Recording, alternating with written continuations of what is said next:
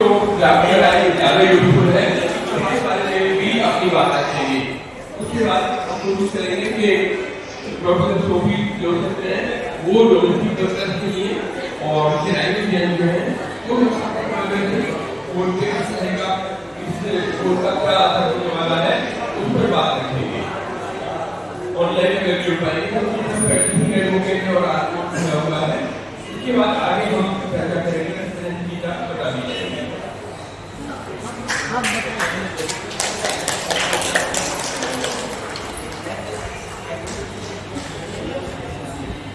இந்த பிரதிநிதி மாநாட்டிற்கு வந்திருக்கக்கூடிய அனைவரையும் வரவேற்று பேசக்கூடிய நம்முடைய தேசிய பொதுச் செயலாளர் தோழர் சுபாஷ் கிருஷ்ணாகர் அவர் கூறியது மிக சுருக்கமாக இன்றைக்கு முதலில் கருத்து பகிர்வு கருத்தரங்கு மாதிரி நம்மளுடைய அந்த அமர்வு நடைபெறும். அந்த கருத்தரங்க அமர்வில் தொடங்குவதற்கு முன்பு முதலில் ஒவ்வொருவரும் அவரவருடைய அமைப்பு சார்பாக அதே நேரத்தில் மாநிலத்தின் சார்பாகவும் அவங்க தன்மை பெயரை சொல்லி அறிமுகப்படுத்த வேண்டும். ஏன்னா அப்பதான் எல்லாருக்கும் வந்தவங்க எல்லாரையும் புரியும் முக்கியம். ஸோ அதை செய்த பிறகு நாம் முதல்ல இந்த தொகுப்பு சட்டங்களை பற்றிய அமர்வு, அந்த தொகுப்பு சட்டங்களை பற்றிய அமர்வுல பேராசிரியர் பாபு மேத்யூ அவர் சட்ட பல்கலைக்கழகத்தில் ஒரு பெரிய பேராசிரியர்.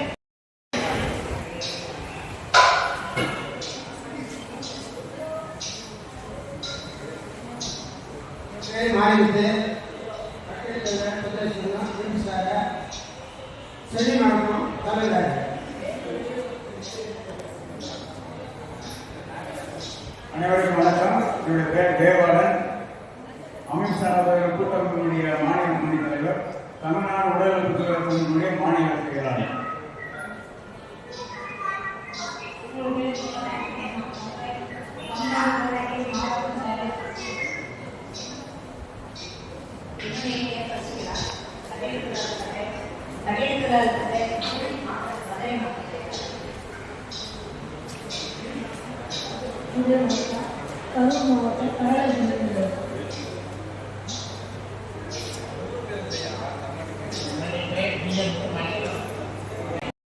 किसान हो या कुछ हो, लेकिन मजदूरी ये तभी चलती है जब मजदूर इस धरती पे रहता है।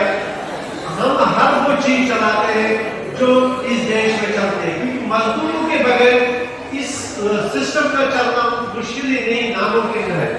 अगर हम कश्मीर से लेकर कन्याकुमारी तक एक नहीं होंगे तो ये हमें आने वाली वक्त में हमें रोक देंगे, ये हमें उन गुलामों की तरफ लीड करेंगे जिनको अफ्रीका से लेकर अमेरिका में फंसाया जाता है। इसलिए मैं बस मुख्तसर बातें कहना चाहता हूँ कि हमें यूनाइट होना है अगेंस्ट इस बार्बरिक एक्टिविटी जो ड्रैकुलियन कानून बन रहा है, इसके खिलाफ अगर हम एक साथ ना हुए तो आने वाले वक्त में हमें बहुत पछतावा होगा। इसलिए हम तमाम ट्रेड फेडरेशन ऑर्गेनाइज जो इन इश्यूज पे काम करते हैं वो एक साथ आए और हम इसके खिलाफ आवाज बन के इस कानून को रोक सके। आगे पसंद है நாம் அடிமைகள் அல்ல, நாம் தொழிலாளர்கள். நம்ம உழைப்புல தான் இந்த நாடு வளருது. நாம உழைப்புலன்னா இன்னைக்கு முதலாளிகள் சம்பாதிக்க முடியாது. இந்த உணர்வை நம்ம நிச்சயமா இந்தியா முழுவதும் காஷ்மீரிலிருந்து கன்னியாகுமரி வரை நாம் இந்த உணர்வை நாம வெளிப்படுத்தி ஒரு ஒன்றுபட்டு தொடர்ந்து போராடி நாம் வெற்றி பெறுவோம். ஏன்னா இது அடிமை சாசனம் மாதிரி சட்டங்களை கொண்டிருக்காங்க. அந்த அடிமை சாசனம் நமக்கு வேண்டாம் அப்படின்னு முடிவெடுக்கிறோம் அப்படின்னு சொன்னாங்க. காம்ரேட் சங்கர் पुजारी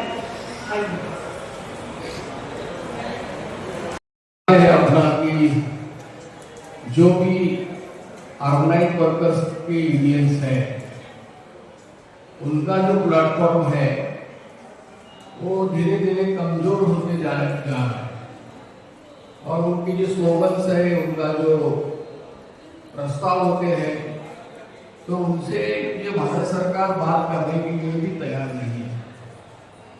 और दूसरी बात यह है कि सब ये ऑर्गेनाइज सेक्टर में जो अंतराधिकरण है, कॉन्ट्रैक्ट सिस्टम जो है वो बहुत बढ़ रही है और जो भी ऑर्गेनाइज सेक्टर का वर्कर्स है वो अभी स्ट्राइक करने के मूड में नहीं है। सरकार बोलते है आपको स्ट्राइक करो तो वो तोड़ने के लिए तैयार है। अभी भी जो भी 4 लेबर कोड बन रहे हैं उससे भी और ज्यादा ये मजदूर संगठन जो भारत में है वो और कमजोर होने का धोखा हो रहा है। लेकिन जो मजदूर जब चलाते हैं ऑर्गेनाइज सेक्टर में वो ये समझने के लिए तैयार नहीं है कि अनऑर्गेनाइज्ड वर्कर्स जो है उनको ऑर्गेनाइज करना चाहिए और उनको साथ लेना चाहिए। इतना ही नहीं, उन्होंने ऐसा सोचना चाहिए कि अभी उनके झेलने के लिए भी अनऑर्गेनाइज्ड सेक्टर की वर्कर्स है उनको साथ लेना चाहिए। हमें कुछ होने वाला नहीं है तो हमें उसके लिए भी लड़ना पड़ेगा और कानून में अमेंडमेंट्स के लिए भी बात करना पड़ेगा।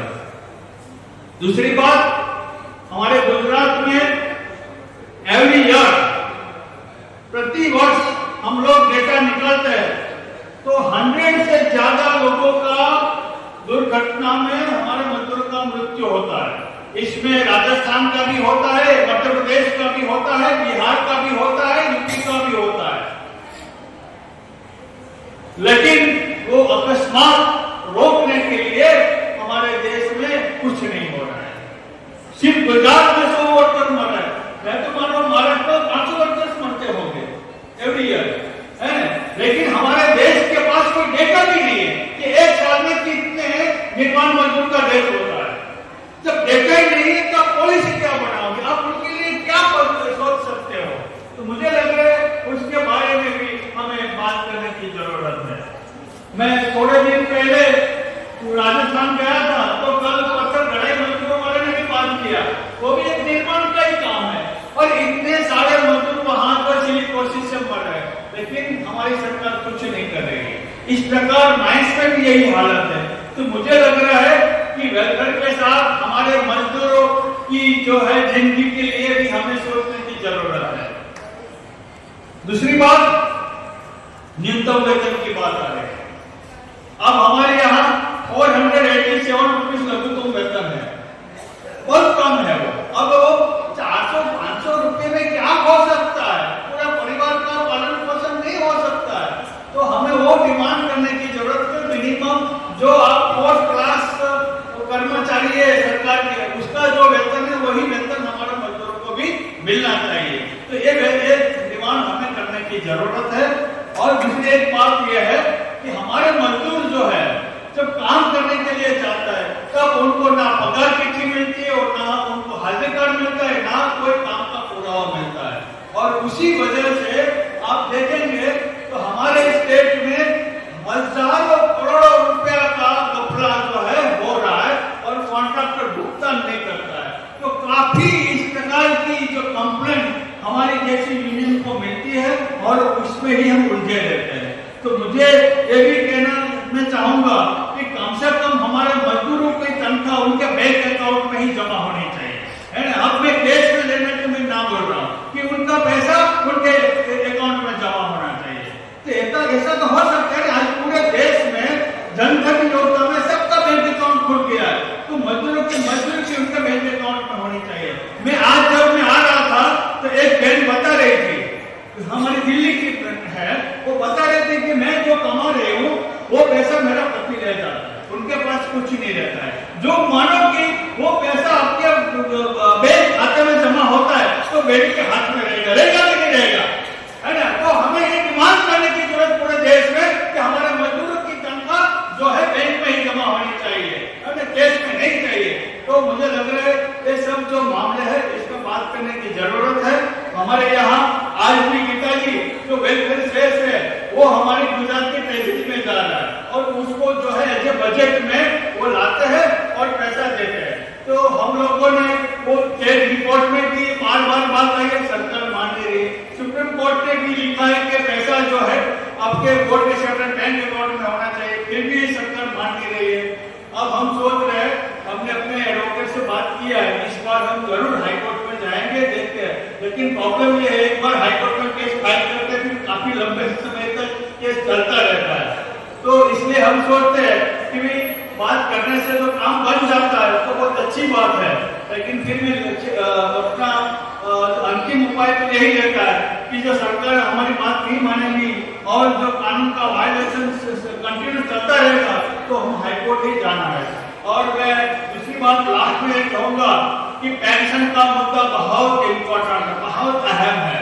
पूरे देश में कुछ स्टेट में पेंशन मिल रहा है, जैसे कि दिल्ली में आज मैं सुन रहा था 5,000 रुपया जो है पेंशन मिल रहा है, तो बड़ी बात है। तो मुझे लग रहा है जो दिल्ली की स्टेट जो है उनके जो वेलफेयर बोर्ड के लाभार्थी जो मेंबर है उनको जो 5,000 रुपए दे सकती है, तो हमारे देश में जितने भी वेलफेयर बोर्ड है वो भी 5,000 रुपए दे सकते कि नहीं दे सकती है ना? तो हमें वो मांग करने की जरूरत है। और मैं गीता जी, सुभाष जी, आपको मैं कहूंगा कि आप इसके लिए भी जरूरत पड़े तो हमें सुप्रीम कोर्ट में भी जाना पड़ेगा, इसलिए क्योंकि हमारे कानून में सेक्शन 22 में जो फंक्शन दिया गया है, इसका पेंशन भी one of the welfare scheme है कि सबसे पहले आप इसमें खर्च करो, बाकी दूसरे में करो। तो मैं मानता हूँ कि ये सब जो चीजें हमारे लिए बहुत महत्वपूर्ण है और हमें कंस्ट्रक्शन वर्कर्स के लिए जो शंकर जी आपने बताया कि हमें जॉइंट एक्शन कमेटी भी बनाने की जरूरत है। तो आप देख पा रहे हैं दिल्ली के नई दिल्ली रेलवे स्टेशन के पास में ये पूरा रेलवे यूनियन का पूरा ऑफिस है निर्माण का, और ये सभी ट्रेड यूनियन के साथी सब भोजन कर रहे हैं। देखो इधर भी है और उस तरफ भी बड़ी संख्या में है, और पूरा दफ्तर है जहाँ आए दिन मीटिंग होती रहती है।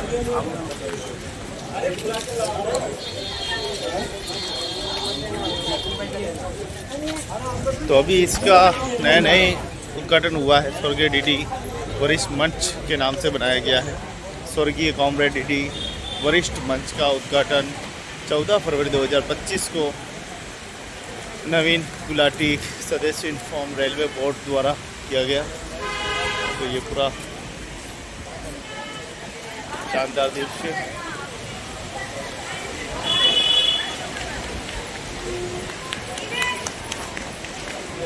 तो सभी कॉमरेड साथी, सभी यूनियन साथी सब देखिए सब भोजन में लगे हुए हैं। वो शंकर लाल जी उधर।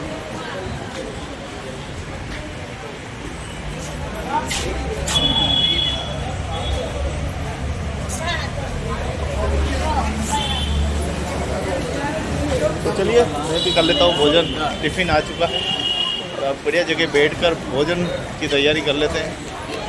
हाँ बैठ सकते हैं, सोचना पड़ेगा थोड़ा, थोड़ी बढ़िया जगह देखकर।